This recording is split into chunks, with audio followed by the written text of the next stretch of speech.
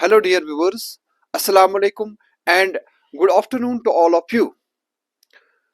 आज का हमारा टॉपिक है एयर पोल्यूशन। तो चलो स्टार्ट करते हैं। एयर पोल्यूशन क्या होता है? तो हम बोलते हैं, जैसे हमने ऑलरेडी पढ़ा, पोल्यूशन का मतलब होता है अनडिजायरेबल चेंज।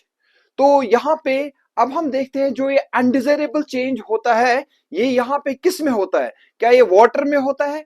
क्या ये एयर में होता है? क्या ये सॉइल में होता है? ये यहाँ पे जो एयर पोल्यूशन होता है, ये अनडिजायरेबल चेंज होता है एयर में। तो हम डेफिनेशन बोलते हैं एयर पोल्यूशन की, it is an undesirable change in air.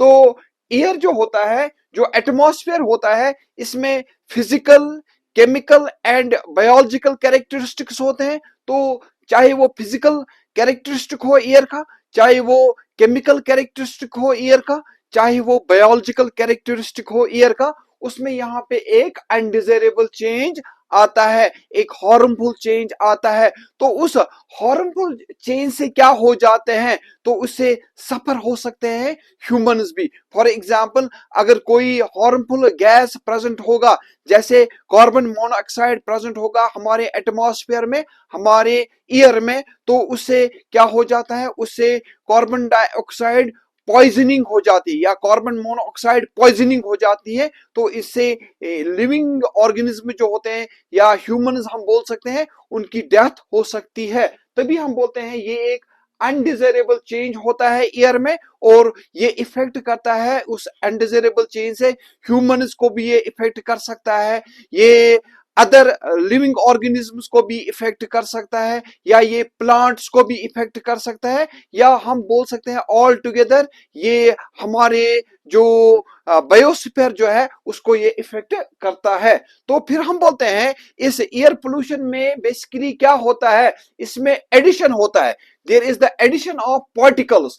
बहुत सारे जो पार्टिकल्स जो होते हैं, जो पार्टिकुलेट मैटर्स होते हैं, जैसे स्पोर्स होते हैं, ठीक, या इसी तरह से जो पोलन ग्रेन्स होते हैं, ठीक, या इसी तरह से जो हेयर्स होते हैं, या इसी तरह से जो डस्ट पार्टिकल जो होते हैं, वो ऐड हो जाते हैं हमारे गैस में, हमारे एटमॉस्फेयर में, या इसी तरह से जो गैसेस होते हैं वो भी ऐड ऑन होते हैं, जो हार्मफुल गैसेस जो होते हैं, जैसे सल्फर डाइऑक्साइड होता है, कार्बन मोनोऑक्साइड होता है, नाइट्रोजन डाइऑक्साइड होता है, ठीक, एरोसॉल्स होते हैं, हाइड्रोकार्बन होते हैं, वो एड ऑन हो जाते हैं हमारे एयर में। और इसी तरह से जो बहुत सारे केमिकल जो होते हैं वो भी एड ऑन हो जाते हैं हमारे एयर में, जो इसको इफेक्ट करते हैं। तो फिर हम बोलते हैं वो जो हार्मफुल सब्सटेंसेस जो होते हैं, जो एयर पोल्यूशन कॉज करते हैं, उनको हम बोलते हैं एयर पोल्यूटेंट्स। तो हमने यहाँ पे लिखा है एयर पोल्यूटेंट किसको हम बोलते हैं? एयर पोल्यूटेंट हम बोलते हैं वो सब्सटेंस, वो केमिकल जो पोल्यूशन करता है किसकी? एयर की। जैसे हमने यहाँ पे कुछ एग्जांपल्स लिखे हैं, जैसे पोलन ग्रेन्स होते हैं, स्पोर्स होते हैं, इनका जो ओरिजिन होता है, ये बेसिकली क्या होते हैं? पोलन ग्रेन्स और स्पोर्स, ये रिप्रोडक्टिव बॉडीज होते हैं, प्लांट से आते हैं या अदर ऑर्गेनिज्म से आते हैं, जो हमारे एनवायरनमेंट को, जो हमारे एटमॉस्फेयर को इफेक्ट कर सकता है। इसी तरह से जो हार्मफुल गैसेस होते हैं, कॉटन डस्ट होता है, या इसी तरह से अदर केमिकल जो होते हैं, इनको हम बोलते हैं यहाँ पे एयर पोल्यूटेंट्स, जो एयर में आते हैं और एयर पोल्यूशन कॉज करते हैं। फिर हम एयर पोल्यूटेंट्स को डिवाइड करते हैं दो ग्रुप्स में। एक को हम बोलते हैं प्राइमरी पोल्यूटेंट्स, और दूसरे को हम बोलते हैं सेकेंडरी पोल्यूटेंट्स। तो प्राइमरी पोल्यूटेंट क्या होता है? प्राइमरी पोल्यूटेंट वो पोल्यूटेंट होता है जिस फॉर्म में वो रिलीज होता है, वो उसी फॉर्म में वहां पे एग्जिस्ट रहता है, या हम बोलते हैं ये डायरेक्टली रिलीज होता है फ्रॉम ए सोर्स, ठीक है, जो किसी सोर्स से रिलीज होता है डायरेक्टली, उसको हम बोलते हैं प्राइमरी पोल्यूटेंट। और सेकेंडरी पोल्यूटेंट क्या होता है? जब दो प्राइमरी पोल्यूटेंट जो होते हैं कंबाइन हो जाते हैं, वो बनाते हैं सेकेंडरी पोल्यूटेंट्स। तो हमने यहां पे लिखा है जब दो pollutants, these are formed due to the reaction of primary pollutants, जब दो प्राइमरी पोल्यूटेंट्स कंबाइन हो जाते हैं, सपोज सनलाइट के प्रेजेंस में या अल्ट्रावायलेट रेडिएशंस के प्रेजेंस में, जब वो कंबाइन हो जाते हैं ड्यू टू केमिकल रिएक्शंस, तो वो क्या हो जाते हैं? वो बनाते हैं सेकेंडरी पोल्यूटेंट्स। और जो सेकेंडरी पोल्यूटेंट जो होते हैं, वो आपको याद रखना है, they are more harmful as compared to primary pollutants. तो हम कुछ एग्जांपल देते हैं यहाँ पे प्राइमरी पोल्यूटेंट्स की। तो हमें कुछ एग्जांपल्स भी याद रख सकते हैं इसमें। प्राइमरी पोल्यूटेंट में एग्जांपल क्या है, सेकेंडरी पोल्यूटेंट्स की एग्जांपल क्या है।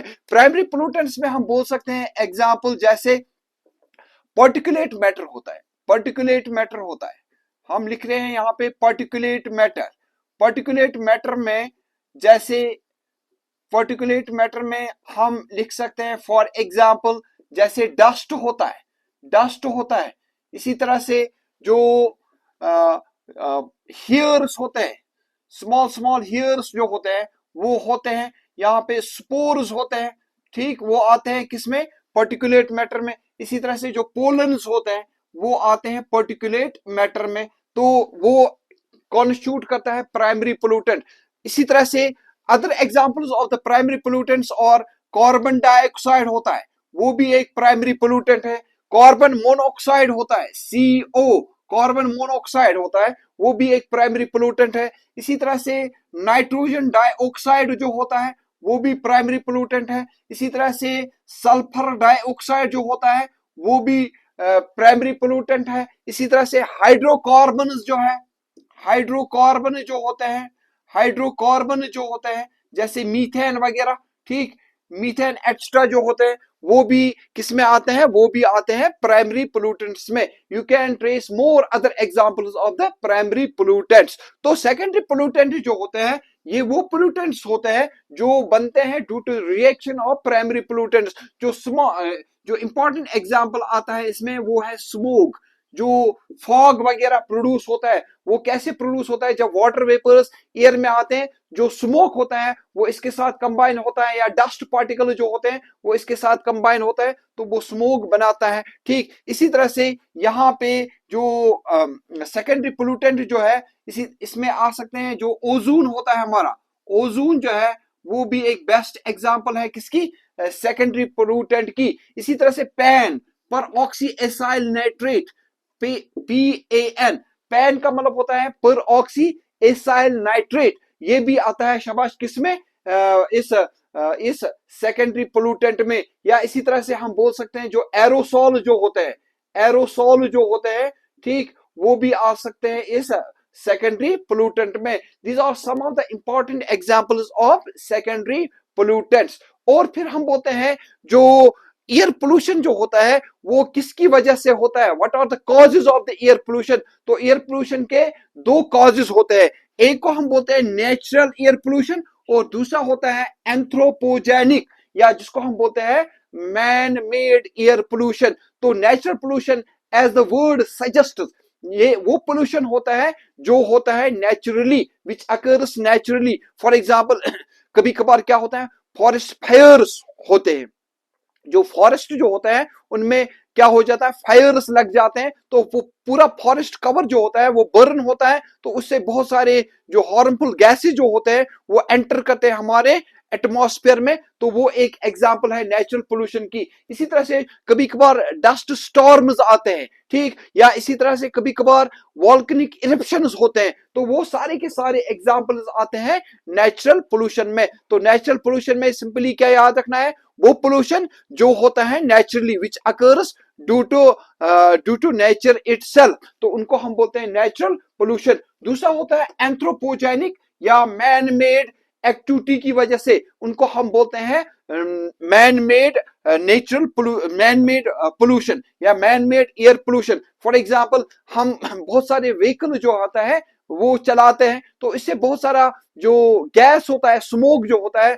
स्मोक जो होता है वो वहां से निकलता है, ठीक। तो उससे क्या हो जाता है, due to this transportation there occurs more harmful gases present in the air. तो उससे क्या हो जाता है, उससे भी हमारा जो एनवायरनमेंट होता है, एटमॉस्फेयर जो होता है वो इफेक्ट होता है। या इसी तरह से जो कोल माइनिंग होती है, ठीक है, वहां से भी बहुत सारे जो केमिकल जो होते हैं या जो पार्टिकल जो होते हैं वो रिलीज होते हैं और वो भी कॉज करते हैं एयर पोल्यूशन। या इसी तरह से जो न्यूक्लियर पावर प्लांट्स होते हैं वहां पे बहुत सारे जो हार्मफुल रेडिएशन जो होते हैं या हार्मफुल जो रेडियो एक्टिव सब्सटेंसेस जो होते हैं, जैसे यूरेनियम होता है, थोरियम होता है, प्रोटेक्टिनियम होता है, वो इमिट हो जाते हैं हमारे इस एटमॉस्फेयर में, ठीक है। तो उससे उससे वो क्या करते हैं, वो इससे कॉज करते हैं एयर पोल्यूशन को। या इसी तरह से जो इंडस्ट्रियलाइजेशन, हम ज्यादा इंडस्ट्रीज फैक्ट्रीज बनाते हैं, तो उससे क्या हो जाता है,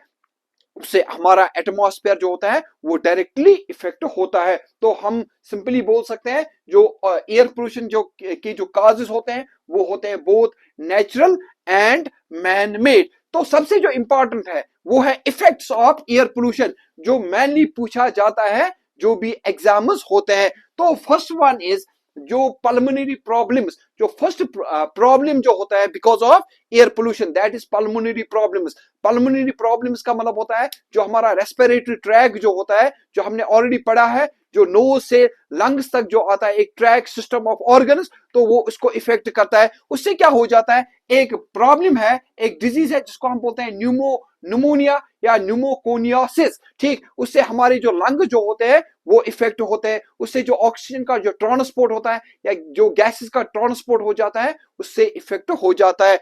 एम्फीसीमिया, एम्फीसीमिया में क्या होता है, जो हमारे अल्वियोलस होते हैं, लंग्स में जो स्ट्रक्चर्स होते हैं जहां पे ट्रांसपोर्ट होता है एक्चुअल गैसेस का, वो वहां पे इनकी इन्फ्लेमेशन हो जाती है। तो उससे भी जो एक्सचेंज जो होता है गैसेस का वो इफेक्ट हो जाता है पल्मोनरी प्रॉब्लम्स में। दूसरा है यहाँ पे carbon monoxide poisoning. Carbon monoxide poisoning का मतलब होता है जब जो फ्यूल्स होते हैं वो जब इनकम्प्लीट बर्न होते हैं, तो वो वहां से क्या होता है, वहां से रिलीज हो जाते हैं, कार्बन मोनोऑक्साइड रिलीज होता है, तो वो हमारे एटमॉस्फेयर में आ जाता है। तो वो हमारे, जब हम उसको इनहेल करते हैं तो वो हमारे ब्लड के साथ मिक्स हो जाता है और वो वहां पे क्या करता है, एक कंपोनेंट बनाता है जिसको हम बोलते हैं कार्बोक्सी हीमोग्लोबिन। तो कार्बोक्सी हीमोग्लोबिन जो होता है, जब वो बनता है, जब हम कार्बन मोनोऑक्साइड लेते हैं, कार्बोक्सी हीमोग्लोबिन जो होता है वो फिर ऑक्सीजन की ट्रांसपोर्ट को रुकाता है, स्टॉप करवाता है। तो इससे इंसान की क्या हो जाती है, डिजीनेस हो जाती है, डेथ हो जाती है फाइनल। तो तीसरा जो है दैट इज फ्लोरोसिस। फ्लोरोसिस का मतलब होता है जो जब हम क्या करते हैं, बहुत सारे केमिकल्स का इस्तेमाल करते हैं, और एक केमिकल है जिसको हम बोलते हैं फ्लोराइड। जो फ्लोराइड जो होता है, ठीक, जब वो आ जाता है ज्यादा से ज्यादा किसमें, हमारे एटमॉस्फेयर में, जब हम उसको इनहेल करेंगे तो उससे क्या हो जाता है, एबनॉर्मल कैल्सिफिकेशन होता है बून्स का या टीथ का, ठीक। तो उससे क्या हो जाता है, उससे जो हमारे बून जो होते हैं वो वीक पड़ जाते हैं, हमारे जो टीथ हो जाते हैं वो होते हैं वो भी वीक पड़ जाते हैं, तो इनमें फ्रैक्चर्स पड़ जाते हैं, तो उसको हम बोलते हैं fluorosis. Chlorosis and necrosis of leaf. Chlorosis का मतलब होता है जो हमारे लीव जो होते हैं वो बिकॉज ऑफ क्लोरोफिल क्या होता है, ग्रीन होते हैं। तो यहाँ पे क्लोरोसिस का मतलब क्या होता है, जब एयर पोल्यूशन होता है जो लीव्स होते हैं वो येलो टर्न होते हैं। तो वो एक डिजीज है, वो एक डिसऑर्डर है जो किसकी वजह से होता है, एयर पोल्यूशन की वजह से होता है। नेक्रोसिस, नेक्रोसिस का मतलब होता है प्रीमैच्योर डेथ होता है। जब एयर पोल्यूशन होता है तो वहां पे फिर लीव्स में क्या हो जाता है, लीव्स में प्रीमैच्योर डेथ हो जाता है। वो भी क्या हो जाता है, वो वहां पे स्पॉट्स, ब्राउन कलर के या ब्लैक कलर के स्पॉट जो होते हैं ना लीव्स के ऊपर आ जाते हैं, तो उसको हम बोलते हैं नेक्रोसिस। तो इसमें प्रीमैच्योर डेथ होता है सेल्स का, इसमें जो लीव्स होते हैं उसमें क्लोरोफिल खत्म हो जाता है, फिनिश हो जाता है, और वहां पे जो लीव जो होते हैं they turn out to be yellowish in colour. और जो फिफ्थ प्रॉब्लम है that is ozone hole. Ozone hole का मतलब होता है एंटार्क्टिका रीजन में क्या हुआ है, जो हमारा प्रोटेक्टिव लेयर जो होता है, जो हमारे एटमॉस्फेयर में प्रेजेंट होता है जिसको हम बोलते हैं ओजोन, ठीक है, ओजोन लेयर, उसमें क्या होता है, उसमें होल बना है। किसकी वजह से, because of air pollution. Air pollution में बहुत सारे हार्मफुल गैसेस आए हैं जिनको हम बोलते हैं एरोसॉल्स होते हैं या क्लोरोफ्लोरोकार्बन CFCs, जिनको हम बोलते हैं जो रेफ्रिजरेटर से निकलते हैं या जो जेट प्लेन जो होते हैं उनकी इमिशन से निकलते हैं, जिनको हम बोलते हैं एरोसॉल्स या CFCs, या इसी तरह से क्लोरोफ्लोरोमीथेन। ये कुछ इंपॉर्टेंट गैसेस हैं जो किसके लिए रेस्पॉन्सिबल होते हैं, ओजोन लेयर को डिप्लीट करने के लिए। जो ये ओजोन लेयर होता है ये हमारे लिए, हमारे एटमॉस्फेयर में एक ऐसी लेयर होता है जो हमें प्रोटेक्ट करता है फ्रॉम अल्ट्रावायलेट रेडिएशन। और उस ओजोन लेयर में देखा गया है होल, ठीक, जो कहां पे देखा गया है, जो हमारा एक कॉन्टिनेंट है जिसको हम बोलते हैं एंटार्क्टिका, ठीक, जो पैसिफिक ओशन के नजदीक है, ठीक, वहां लेकिन ये है कि वहां पे कोई लाइफ पॉसिबल नहीं है एंटार्क्टिका रीजन में, तो उससे कोई भी एज सच मतलब जो ऑर्गेनिज्म जो है उनमें कोई प्रॉब्लम नहीं हुई है। अगर हम इन केमिकल्स का, इन गैसेस का ज्यादा इस्तेमाल करेंगे तो किसी जगह पे ओजोन होल बन सकता है और वो इफेक्ट कर सकता है बहुत लिविंग ऑर्गेनिजम्स को, या चाहे वो प्लांट्स हो चाहे वो एनिमल्स हो, उनको वो इफेक्ट कर सकता है। और जो सिक्स्थ स्टेप जो है, जो सिक्स्थ इफेक्ट जो है इस एयर पोल्यूशन का, दैट इज एसिड रेन। जो एसिड रेन होता है, यहाँ पे हमने अभी बोला जो सल्फर डाइऑक्साइड और नाइट्रोजन डाइऑक्साइड जो है, जब ये प्राइमरी पोल्यूटेंट्स आ जाते हैं हमारे एटमॉस्फेयर में, वो वाटर के साथ कंबाइन होते हैं और ये बनाते हैं हार्मफुल एसिड्स, ठीक, जिसको हम बोलते हैं H2SO4 sulphuric acid and HNO3 जिसको हम बोलते हैं नाइट्रिक एसिड। जब ये नाइट्रिक एसिड और सल्फ्यूरिक एसिड बन जाते हैं हमारे एटमॉस्फेयर में, तो ये प्रेसिपिटेशन की वजह से, ये एसिड जो होते हैं ये प्रेसिपिटेशन की वजह से, रेन की वजह से नीचे आ जाते हैं हमारे अर्थ के ऊपर। तो जहां पे भी ये क्या करते हैं, गिरते हैं, वहां पे ये नेगेटिव इफेक्ट कॉज करते हैं, हार्मफुल इफेक्ट कॉज करते हैं। जैसे ये जो मेटल सरफेस होते हैं उनको ये करोजन करते हैं, या जो मार्बल्स होते हैं, स्टूल जो होते हैं, उनको ये क्या करते हैं, उनको ये करोजन करते हैं। और हमने एक टर्म लिखी है यहाँ पे, स्टूल लेप्रेसी। तो ये भी पूछा जा सकता है आपको एग्जाम्स में, व्हाट इज स्टूल लेप्रेसी। तो ये स्टूल लेप्रेसी का मतलब होता है it is the corrosive effect of these acid rains when it falls on these stone surfaces or the marble surfaces। तो उसको हम बोलते हैं stone leprosy। तो stone leprosy is nothing, it is the corrosive effect of this acid rain। तो acid rain जो होता है ना, इसका जो pH जो होता है, pH वो हमेशा होता है लेस देन 5, और जो वाटर होता है, वाटर का जो पीएच जो होता है वो मोर देन 5 होता है। और एसिड रेन का जो पीएच होता है वो क्या होता है, वो यूजुअली हम बोलते हैं वाटर जो होता है वो, इसका पीएच जो होता है वो होता है न्यूट्रल, लेकिन इसमें कुछ केमिकल्स ऑलरेडी प्रेजेंट होते हैं उससे जो, क्योंकि प्योर फॉर्म में हमारे पास अवेलेबल नहीं होता है रेन, तो उसका पीएच जो होता है वो थोड़ा मतलब 5 से ऊपर ही होता है, ठीक। तो लेकिन जो एसिड रेन जो होता है, एसिड रेन का जो पीएच जो होता है वो हमेशा होता है लेस देन 5।